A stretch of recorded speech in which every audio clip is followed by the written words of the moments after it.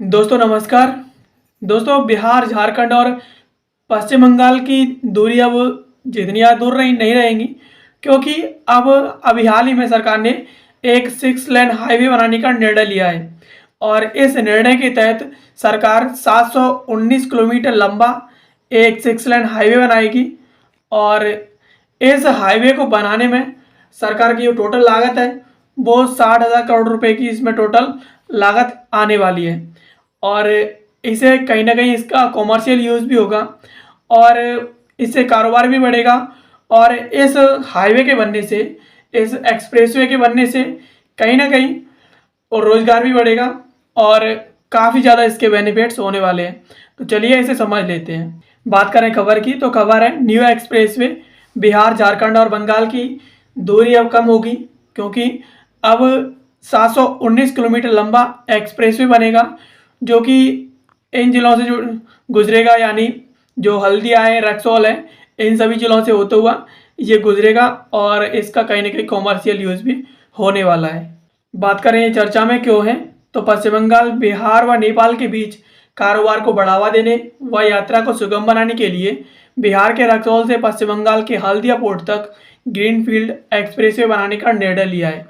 यानी पश्चिम बंगाल, बिहार और नेपाल के साथ जो कारोबार है उसे बढ़ाने के लिए और इसके साथ साथ आवागमन को बेहतर बनाने के लिए एक बिहार के रक्सौल से लेकर पश्चिम बंगाल के हल्दिया पोर्ट तक ग्रीनफील्ड एक्सप्रेसवे बनाने का सरकार ने हाल ही में निर्णय लिया है। बात करें इसके प्रमुख बिंदुओं की, तो 6 लेन का 719 किलोमीटर लंबा यह एक्सप्रेसवे 60,000 करोड़ की लागत में बनेगा और इसके वर्ष 2028 तक पूरे होने की उम्मीद है। यानी ये जो एक्सप्रेसवे है 719 किलोमीटर लंबा, इसकी टोटल लागत है 60,000 करोड़ रुपए और इसका जो मैन्युफैक्चरिंग ईयर है, जो फाइनल डिसाइडेड है, यानी कब तक बनेगी, वो 2028 है। यानी 2028 तक बनने पूरे होने की इसकी उम्मीद है। और इसका निर्माण है वो NHAI करेगा, यानी भारतीय राष्ट्रीय राजमार्ग अथॉरिटी है, वो इसका निर्माण करवाएगी। और ये हाईवे झारखंड के देवघर, दुमका, जामताड़ा इन जिलों से होकर के गुजरेगा। यानी ये जो हाईवे है वो झारखंड से होते हुए, और ये डिस्ट्रिक्ट है जैसे कि देवघर है, दुमका है, जामताड़ा है, इन सभी डिस्ट्रिक्ट से होता हुआ ये हाईवे जो है, जो एक्सप्रेसवे है, वो गुजरेगा। नेपाल तक का सफ़र होगा आसान, यानी इस हाईवे से नेपाल तक आने जाने में कोई दिक्कतें नहीं आएंगी, आसान होगा इसका सफ़र। इस सड़क के बनने से देवघर व दुमका से नेपाल, कोलकाता, पटना समेत अन्य जगहों का सफ़र काफ़ी आसान हो जाएगा और इसके साथ ही पटना, कोलकाता जैसे बड़े शहरों तक की यात्रा सरल और आरामदायक हो जाएगी। इससे व्यापार और पर्यटन को भी काफ़ी ज़्यादा लाभ मिलेगा और इसका PDR भी तैयार हो गया है और NHAI ने इस सड़क को मंजूरी देने के लिए एक मंत्रालय को प्रस्ताव भेजा है। मंजूरी मिलते ही भूमि अधिग्रहण का कार्य शुरू हो जाएगा और भूमि अधिग्रहण होते ही सड़क निर्माण कार्य शुरू हो जाएगा। यानी ये जो एक्सप्रेसवे है वो पटना, कोलकाता ऐसे बड़े बड़े शहरों को जोड़ते हुए जाएगा और इसका कहीं ना कहीं वाणिज्यिक और जो है पर्यटन के लिए यूज़ होगा। और इसका जो DPR है वो तैयार हो चुका है और जो NHAI है उसने इसे बनाने के लिए मंत्रालय के पास प्रस्ताव भेजा है। और जैसे ही प्रस्ताव को मंजूरी मिल जाएगी और भूमि का अधिग्रहण शुरू हो जाएगा, यानी इसकी ज़मीन की नापतोल शुरू हो जाएगी और उसके बाद इस राजमार्ग का निर्माण कार्य वो शुरू हो जाएगा और इससे कहीं ना कहीं रोजगार बढ़ेगा और कारोबार भी इससे कहीं ना कहीं बढ़ने वाला है। इस हाईवे के बनने से नेपाल, भारत के बीच परिवहन व व्यापार को बढ़ावा मिलेगा और इस सड़क के अलाइनमेंट में कुछ बदलाव हुआ है। यानी पहले इसके निकलने का कुछ अलग जो मैपिंग है वो तैयार की गई थी, लेकिन उसमें कुछ बदलाव किए गए हैं। जैसे कि पहले से ये भाया, बांका, जमुई से होकर गुजरने वाली थी। यानी ये जो राजमार्ग है वो पहले यहाँ से होकर गुजरने वाली थी।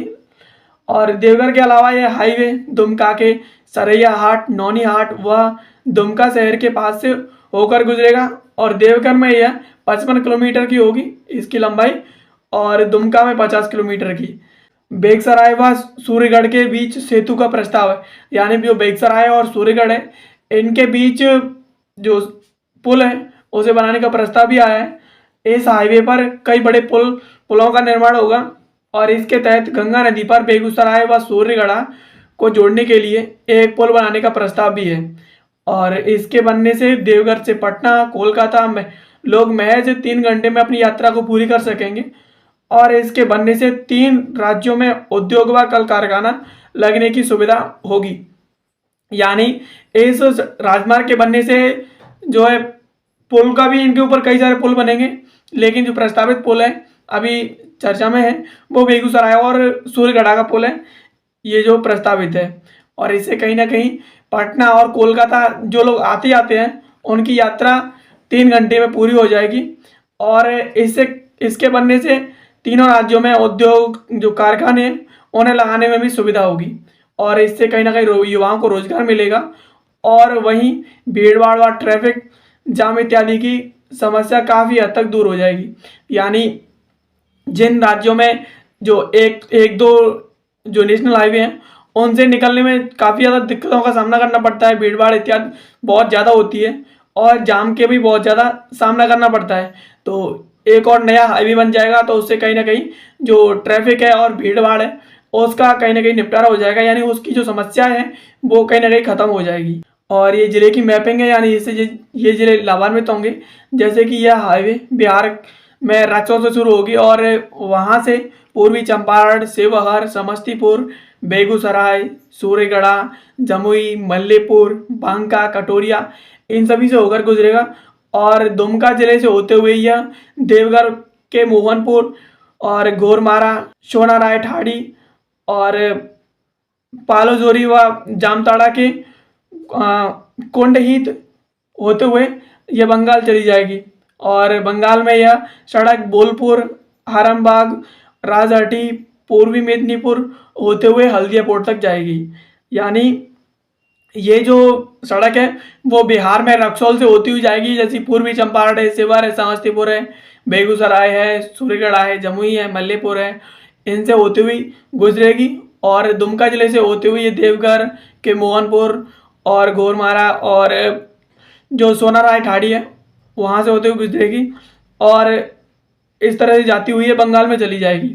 और बंगाल में ये सड़क बोलपुर, आरामबाग और राजहाटी है, यहाँ से होते हुए मेदिनीपुर होते हुए ये हल्दिया पोर्ट तक जाएगी। तो दोस्तों इस वीडियो में हमने समझा कि अभी हाल ही में सरकार ने एक नया नेशनल हाईवे यानी एक्सप्रेसवे बनाने का निर्णय लिया है और उसमें सरकार ने कहा है कि वो 719 किलोमीटर लंबा एक नया नेशनल हाईवे बनाएंगे और यानी एक्सप्रेसवे बनाएंगे। और उस एक्सप्रेसवे की जो लागत है वो 60,000 करोड़ रुपए है और इसका जो निर्माण कराएगी वो NHAI कराएगी, यानी national highway authority of India करवाएगी।